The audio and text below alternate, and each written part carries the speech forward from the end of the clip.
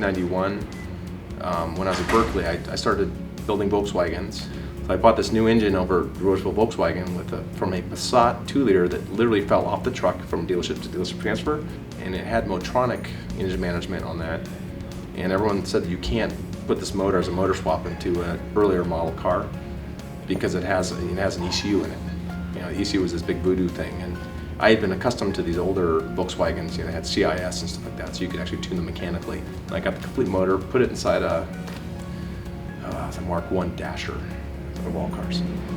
Took it all apart, rewrote it, turned everything off, on, added new functions, moved everything around, and spent about 4 years developing this program just for my own personal car. And then I was drag racing that up at Sears Point.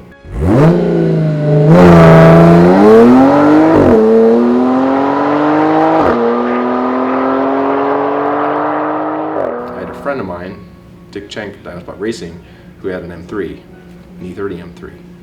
And I started tuning that thing too, so they'd go racing because my Volkswagen kept beating the M3. So I'm like, okay, what is this? So he's like, what are you doing to this thing? I started talking to Daryl Bottoni, and he was renowned, drag racer in the older air-cooled Volkswagens, and became very popular in the water-cooled Volkswagen. They became a client of mine. I taught them how to do tuning because chip tuning was so new at the time. I did that for a number of years, and then come about 1997, I was on the East Coast for medical school, and I said, I better get incorporated here because I'm just tuning way too many cars. Then I met up with AWE. At the time, Todd Sager was out there. He had a Corrado VR6.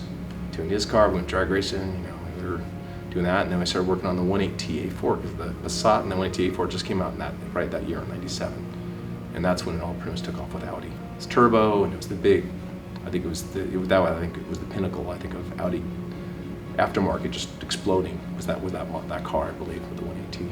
GIAC's been allowed to grow pretty dramatically because of it, having more customers that are interested in your product, that are interested in going faster with the cars that you work with. It's a good thing for us. We want to see Audi do well. We want to see the cars do well. We identify with the enthusiasts. So.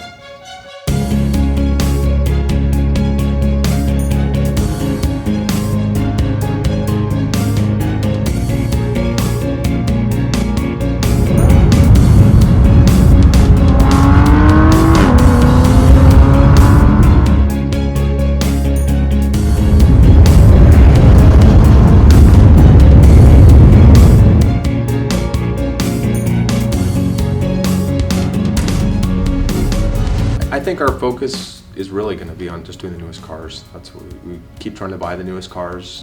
The engines get better, and we want to keep up with the newest motors. It's just amazing that we can take like these new S4s and do the 11s and provide the service that customers want. Because with the new cars, people still want to mod the cars. When I was younger, you didn't have to deal with this stuff. You could just turn up the boost, you could do whatever, car went fast. But now you turn up the boost, you got to check engine light on. So we wanted to provide a way for people to still be able to do that and have the reliability with the car. Computers get harder, the cars get more difficult, and our thing is always to stay ahead, not change our tuning philosophy, keep trying to produce the same quality of product without compromising anything.